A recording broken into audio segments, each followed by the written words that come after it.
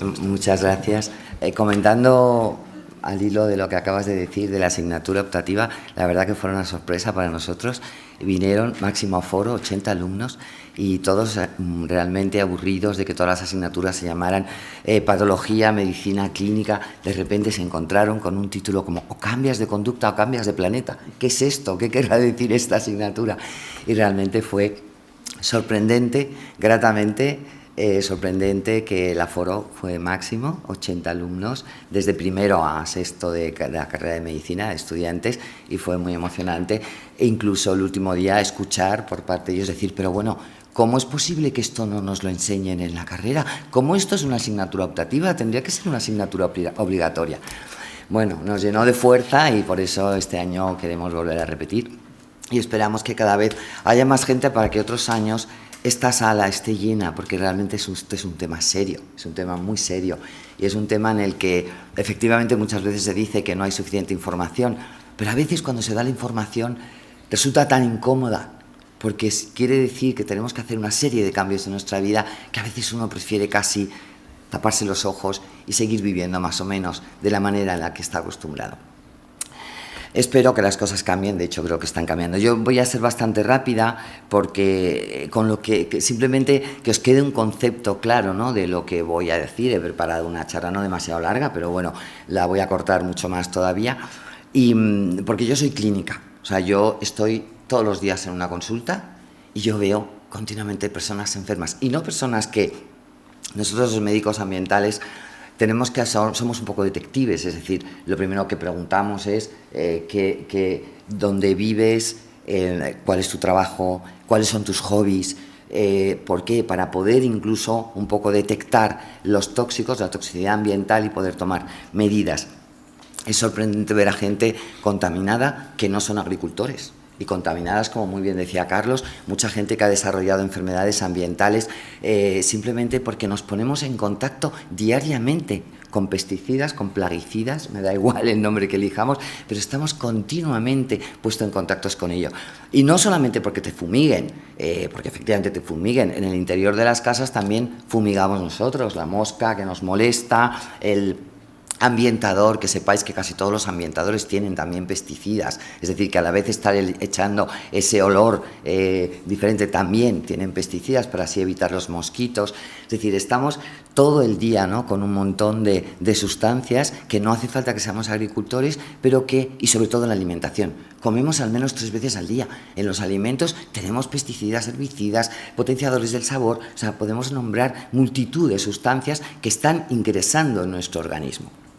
Por eso, yo es algo que me parece muy importante, y si os pudiera dejar un poco la imagen, ¿qué es lo que pasa? Estamos acostumbrados a que solamente nos lleguen las cosas cuando las tocamos, cuando las vemos, pero muchas veces nos dicen las cosas y no nos llegan porque realmente no sabemos qué es lo que está pasando en nuestro interior.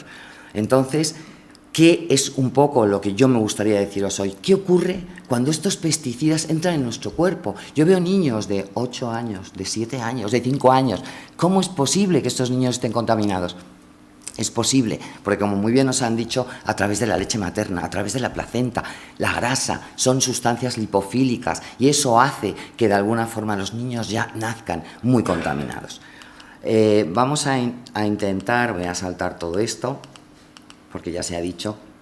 Bueno, esta imagen, vamos a ver, porque lo que sí que quiero es ver un poco la diferencia, para que se os quede un poquito la imagen de qué diferencia hay cuando un nutriente, algo que es una proteína, un aminoácido, un lípido, un hidrato de carbono, cualquier alimento que tomamos, qué pasa cuando entra en nuestro cuerpo, y sin embargo, qué pasa cuando un xenobiótico, le llamamos xenobiótico a los pesticidas o a cualquier otro tóxico, porque son ajenos a la vida. Son ajenos a la vida, por lo tanto, cuando entran en nuestro cuerpo no sabe qué hacer con ellos. No lo puede convertir en anabolismo, no lo puede convertir para que realmente nuestro cuerpo pueda seguir funcionando. No, es algo que le estorba, tiene que intentar eliminarlo, y a veces no es tan fácil eliminarlo. Como veis aquí es una imagen, ahora lo vamos a ver un poco más.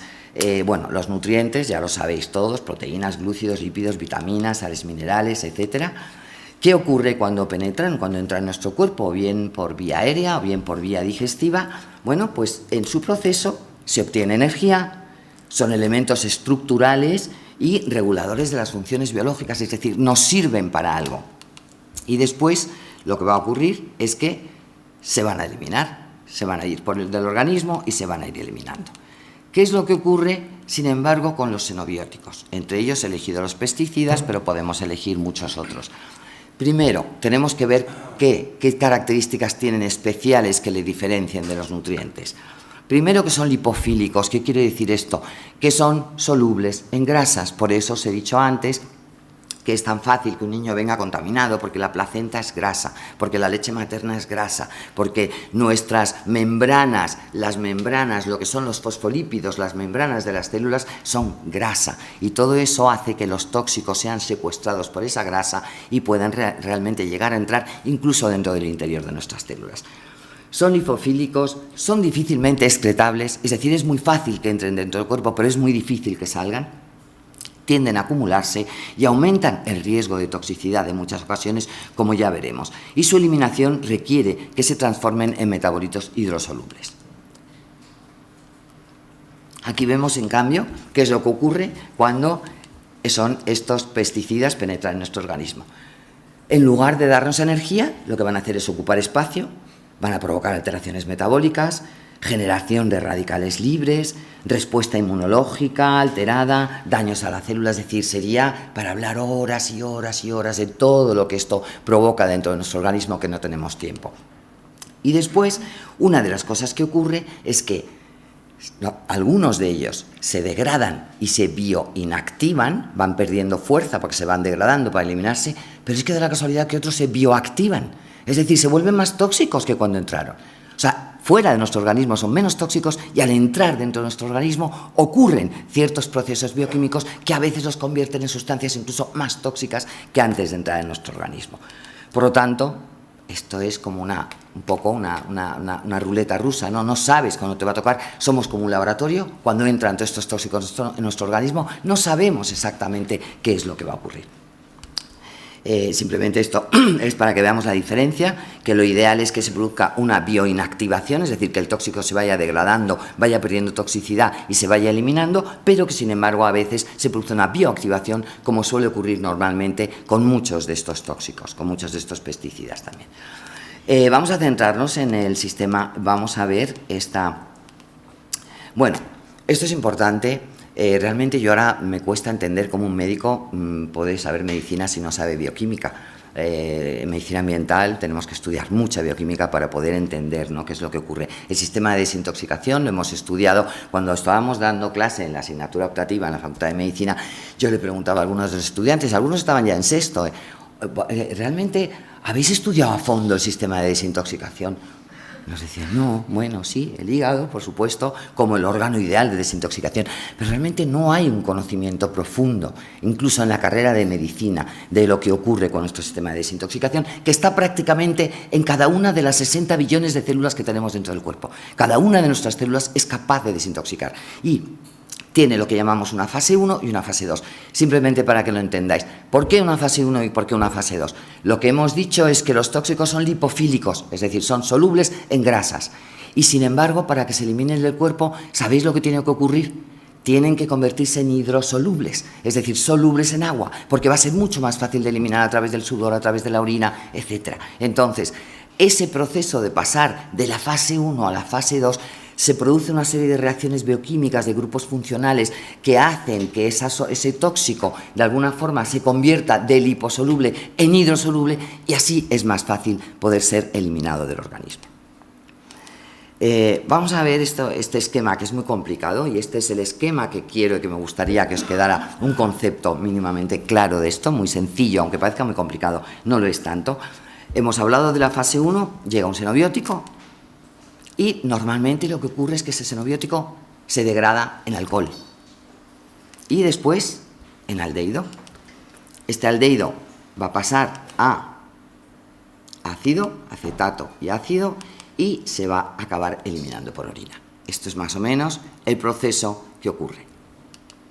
Vamos a ver ahora qué es lo que puede ocurrir. Aquí veis que ha salido, que ponemos al lado formaldehído, aminas biógenas, peroxidación de lípidos, paraoxón, que es un órgano fosforado de los que hemos estado hablando, es decir, Además, este aldehído, que es la degradación por parte de cualquier xenobiótico, su degradación normal, alcohol-aldehído, puede aumentar su acúmulo dentro del organismo. ¿Sabéis por qué? Porque alguien externamente, por ejemplo, esté en un lugar donde haya mucho formaldehído. Por ejemplo, los muebles que todos conocéis de IKEA, esos muebles de aglomerado, ropa nueva, donde le ponen muchas veces esos aditivos de formaldehído para preservarlo mejor. Es decir, es absolutamente omnipresente, ¿no?, el formaldehído. Pues imaginaros una persona que tiene que metabolizar, porque estamos continuamente en contacto con esos xenobióticos, que pasa alcohol, que pasa aldehído, pero además está en un entorno donde hay un acúmulo de formaldehído en el exterior. Las aminas biógenas también. ¿Qué son las aminas biógenas? Algo tan que habéis oído todos, como son todos nuestros neurotransmisores: adrenalina, noradrenalina, acetilcolina, dopamina, serotonina, es decir, todo aquello que mueve todas nuestras emociones, el enfado, la tristeza, que estamos continuamente, porque la vida es esto, y todos estos neurotransmisores tienen que ir de alguna manera degradándose y eliminándose, y entonces van a seguir, y el último paso que tienen es el de aldehído. ¿Qué ocurre? Que de alguna manera se va convirtiendo, ese acúmulo de aldehído va aumentando tanto del cuerpo, y llega un momento que hay tanto acúmulo que se produce una vía retrógrada y aparece una mayor cantidad de alcohol. ¿Y qué es lo que ocurre? Que se produce una vía alternativa que se llama hidrato de cloral, que es esa sensación muchas veces que tiene la gente de borrachera sin haber bebido, esa sensación de tener un pensamiento nublado, que uno no puede, que le pasa a mucha gente. Eso quiere decir que tenemos unas rutas que están de alguna manera sobrecargadas y nos están provocando ese efecto. Como ya me están diciendo que casi no tengo tiempo, bueno, simplemente deciros que hay también una serie de enzimas que realmente van a intervenir para que estos pasos sean los adecuados, y además de estas enzimas, una serie de oligoelementos, una serie de minerales como el zinc, molibdeno, que hacen que si no tenemos suficiente cantidad no van a funcionar de forma adecuada estos procesos. Quiere decir que estamos hablando de que estamos tomando alimentos que están vacíos de nutrientes y que están llenos de pesticidas. Imaginaros lo que estamos haciendo, el favor que le estamos haciendo a nuestro organismo. Otra de las rutas que puede coger es la epoxidación. Hay muchos pesticidas, la mayoría de organoclorados, que se van a metabolizar por esta ruta de la epoxidación, y es la que produce cáncer, enfermedades ambientales, procesos alérgicos, etcétera. Ya me queda muy poquito. Una vez que ya ha pasado esto, vamos a pasar a la fase 2. En todo este proceso se convierten estos tóxicos, como hemos dicho, de lipofílicos a hidrosolubles, y van a pasar a la fase 2, que llamamos la fase de conjugación.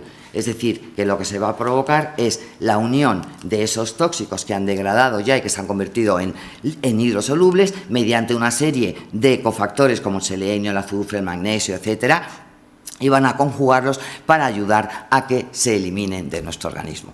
Esto realmente, lo hemos tenido que decir en nada de tiempo, es un tema apasionante. El hecho de que nosotros seamos capaces de ver que esto es lo que está ocurriendo dentro de nuestro organismo, estoy segura de que nos haría ser mucho más conscientes, y que cada vez que tengamos aquí una manzana, o una pera, como antes nos decía Carlos, y sepamos que tiene 15 pesticidas, 10 pesticidas, y que lo que nos estamos tomando es una manzana vacía de nutrientes y llena de pesticidas, nos pensaríamos realmente volverlo a hacer. Muchísimas gracias.